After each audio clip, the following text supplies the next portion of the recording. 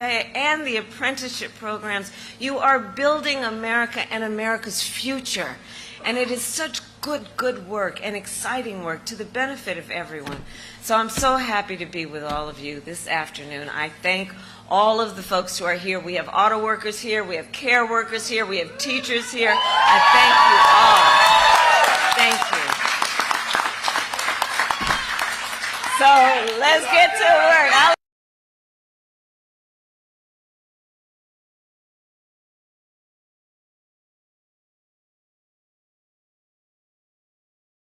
One of the most consequential elections of our lifetime, and we have a lot of work still to do, but I know who's here. We like hard work. Yeah. Hard work is good work. Yeah. Hard work is joyful work. Yeah. And we will win. And we will win. We will win. We will win. And part of the reason we will win is because we know that when you know what you stand for, you know what to fight for. Right. And we have an opportunity in this election to turn the page on a decade of Donald Trump, who has spent full time trying to have the American people point fingers at each other, full time trying to divide us, have people be afraid of each other. And folks are exhausted with this stuff. And we know that's who he is. That's not who we are. That's not who we are. And nobody understands better than a union member that as Americans, we all rise or fall together. Here in Janesville and across our nation, union members have helped lead the fight for fair pay, better benefits, safer working conditions. And every person in America benefits from your work. I tell people everywhere I go, thank a union member. Thank a union member. Because you may not be a member of a union, but thank a union member if you got a 5-day work week. Thank a union member for your sick leave. Thank a union member for your paid vacation leave. Thank a union member for paid family leave, because it is union members that work and put blood, sweat, and tears into raising the conditions of the American worker, wherever they work.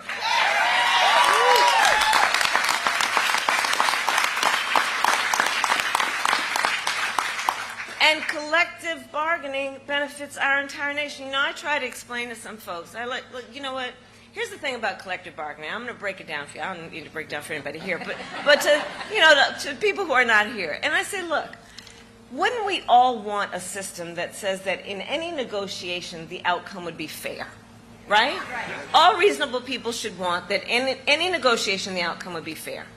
All right. So if you're talking about the worker, one worker against the company, against the corporation, is that outcome going to be fair? No. The disparity in power is so extreme that that negotiation, if you're just requiring that worker to negotiate for better working conditions, better benefits, fairer pay, it's not going to be fair. Collective bargaining says, let the collective, the workers who all stand in the same place, join together as a collective and then negotiate to better ensure just one simple thing, that the outcome is fair. That's what is behind this. It's about basic fairness. But sometimes you got to fight for fairness. And what we know is that when union wages go up, everybody's wages go up.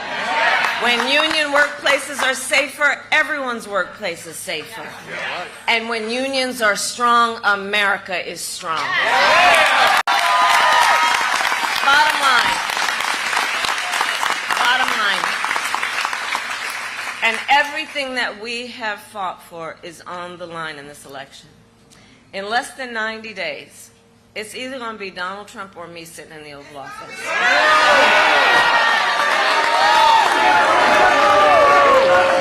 But here's the thing that we want to help. I appreciate you, brother.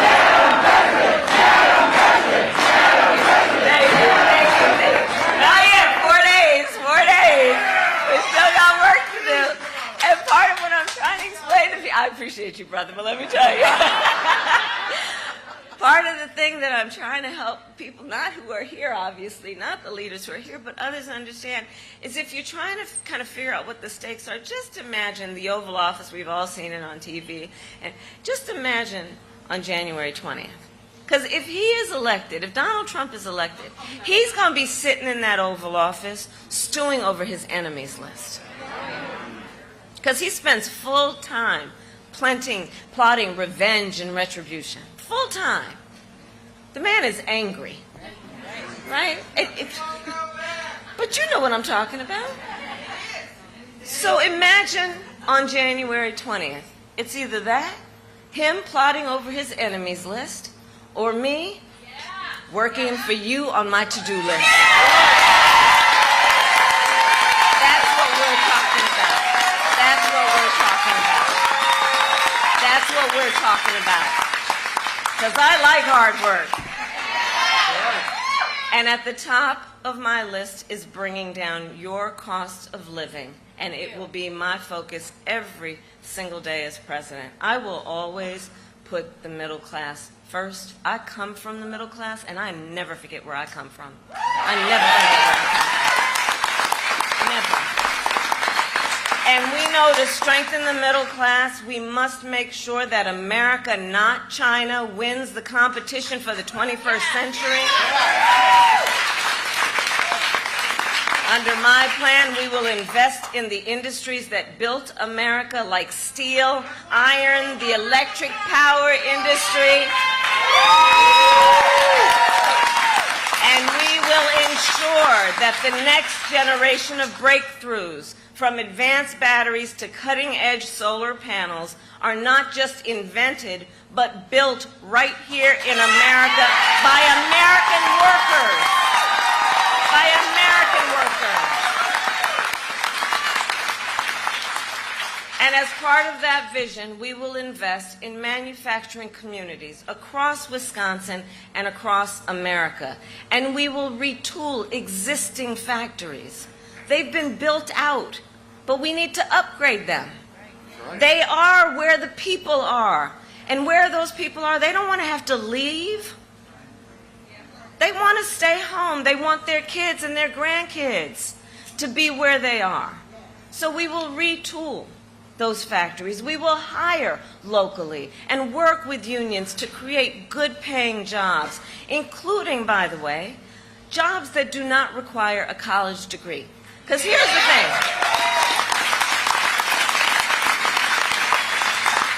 We got to really understand and do better in understanding that a college degree is not the only measure of the skills and the experience of the qualified worker, right? And I'm telling you, so press always asks me, what are you going to do on day one? One of the things I'm doing on day one, because I can do it by executive order, is I will eliminate unnecessary degree requirements for federal jobs. And then I will challenge the private sector to do the same.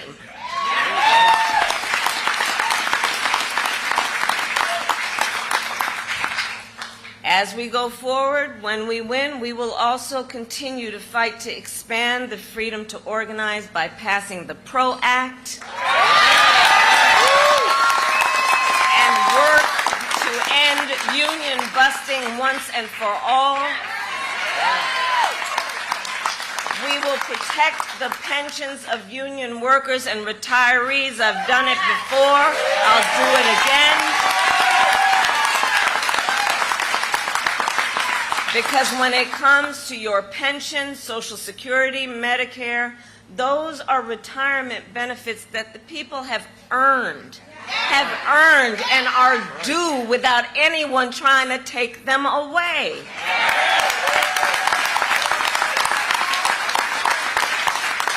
And for me, look, this issue is about dignity. It's about the dignity that any individual who has worked hard all their lives, that they absolutely deserve, which is to retire with dignity. And it is about the dignity of work. It is about the dignity of hard work. And what should then be the benefit of those years of hard work? But look, Donald Trump has a very different view of it all. Independent economists have said his plans would bankrupt Social Security in the next 6 years. And we know a lot of folks are out there, their Social Security check is the only thing that they've got. He called for raising the retirement age to 70. He intends to cut Social Security and Medicare. And remember, he said he was the only one, you know how he talks, he said he was the only one who could bring back America's manufacturing jobs. And then America lost nearly 200,000 manufacturing jobs when he was president, including thousands of jobs right here in Wisconsin. And facts be clear, those losses started before the pandemic, okay? Making Donald Trump one of the biggest losers of manufacturing jobs in America's history.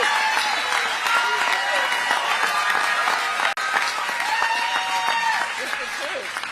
And his track record for the auto industry was a disaster. As well, and so as president, he promised that the auto industry would not, quote, lose one plant during his presidency. Then American auto manufacturers announced the closure of 6 auto plants when he was president. Janesville, you know what those closures mean for communities. Thousands of union jobs lost. Factory sites sitting empty for years. Other businesses in town then forced to close. So Wisconsin, you know all about Donald Trump's big, empty promises. He promised to stop offshoring. Then he cut taxes. He cut taxes for corporations that shipped 200,000 American jobs overseas during his presidency. And he promised to bring jobs back to the United States, like his promise that Foxconn was going to invest $10 billion and create 13,000 manufacturing jobs in Mount Pleasant. You remember that. He said Wisconsin would soon be home to a manufacturing plant that he called, again, Donald Trump language, the 8th wonder of the world. Yet another empty promise. Typical for a person that is all talk, no walk.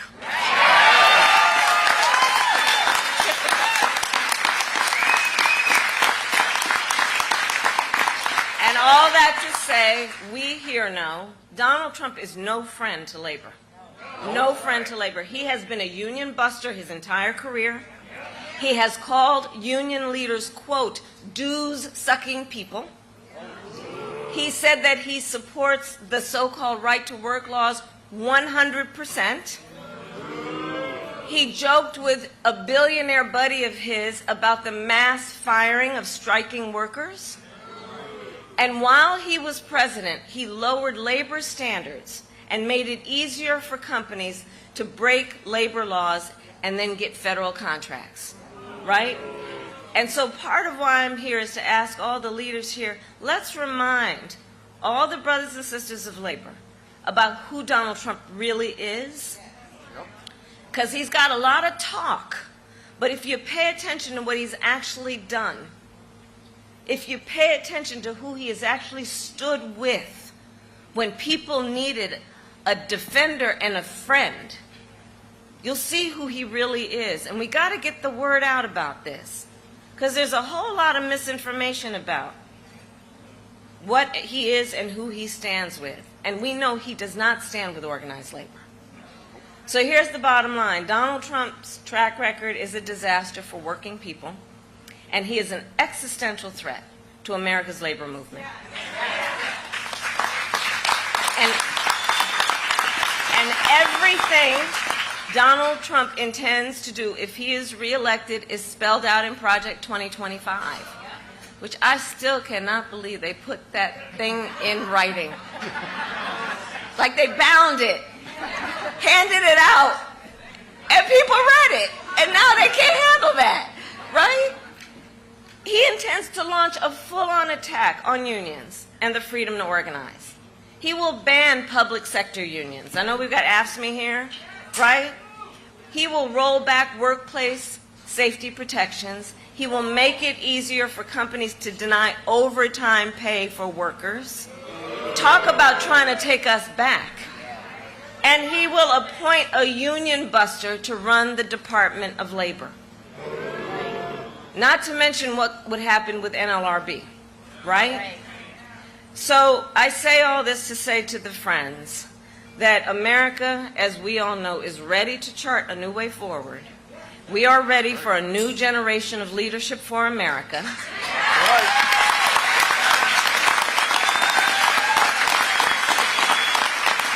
And especially the leadership that together we all offer, that is optimistic about what we can achieve when we are working together.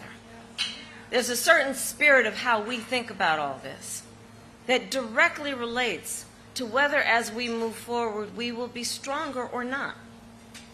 And here's the thing that we all know. We're not going back. We are not going back. We're not going back. We're not going back. We're not going back. We are not going back. And here's the thing, Janesville. It all comes down to this. We are here together because we love our country. We love our country. We love our country. And what you all know better than most is when you love something, you fight for it. You fight for it. And I do believe one of the highest forms of patriotism, of our expression of our love for our country, is to then fight for the ideals of our country. And that's what's at play in this election. And it is about a fight to realize the promise of America. So we got 4 days, and we're going to get this done, but nobody can sit by the sidelines. We got to remind everybody, 5 days from now, you don't want to look back on these 4 days and have any regrets about what you could have done. And everybody here knows how to organize, so I don't need to tell you that it's all about talking with each other. It's about reaching out to each other. It's about, in the face of a stranger, seeing a neighbor and helping, and unity, and helping people understand that the vast majority of us have so much more in common than what separates us. And labor knows how to do that best. We knock on doors, know how to text and call folks, reaching out to family and friends and neighbors. And we'll remind people that their vote is their voice, and their voice is their power, right? So, brothers and sisters, today I ask you, are you ready to make your voices heard? Do we believe in freedom? Do we believe in opportunity? Do we